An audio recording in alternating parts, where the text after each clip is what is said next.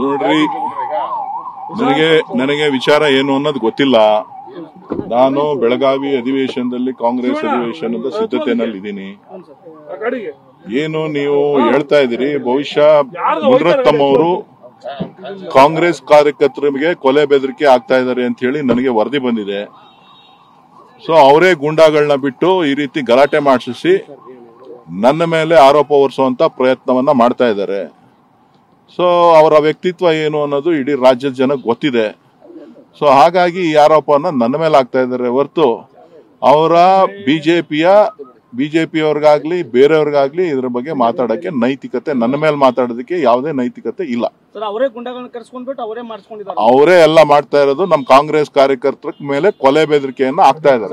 ಚುನಾವಣೆಯಲ್ಲಿ ಅವ್ರು ಕೆಲಸ ಮಾಡಿಲ್ಲ, ಕುಸುಮಾ ಅವ್ರನ್ನ MLA ಮಾಡೋ ನಿಟ್ಟಿನಲ್ಲಿ DK ಸುರೇಶ್ ಅವ್ರಿಗೆ ಮಾಡ್ತಾ ಇದ್ದಾರೆ ಅಂತ ನೇರ ಆರೋಪ ಮಾಡ್ತಾರೆ. ಅದೆಲ್ಲ ಬೆಂಗಳೂರಿಗೆ ಬಂದ್ಮೇಲೆ ಮಾತಾಡ್ತೀನಿ ಅಂತ ಹೇಳಿ ಅವ್ರಿಗೆ. ಯಾರಿಗೆ ಬೆಂಗಳೂರಿಗೆ ಬಂದ್ಮೇಲೆ ಮಾತಾಡ್ತೀನಿ ಅಂತ ಹೇಳಿ. ನೋಡ್ರಿ, ನನಗೆ ವಿಚಾರ ಏನು ಅನ್ನೋದು ಗೊತ್ತಿಲ್ಲ. ನಾನು ಬೆಳಗಾವಿ ಅಧಿವೇಶನದಲ್ಲಿ ಕಾಂಗ್ರೆಸ್ ಅಧಿವೇಶನದ ಸಿದ್ಧತೆನಲ್ಲಿದ್ದೀನಿ. ಏನು ನೀವು ಹೇಳ್ತಾ ಇದ್ದೀರಿ, ಬಹುಶಃ ಮುನಿರತ್ನಂ ಅವರು ಕಾಂಗ್ರೆಸ್ ಕಾರ್ಯಕರ್ತರಿಗೆ ಕೊಲೆ ಬೆದರಿಕೆ ಆಗ್ತಾ ಇದ್ದಾರೆ ಅಂತ ಹೇಳಿ ನನಗೆ ವರದಿ ಬಂದಿದೆ.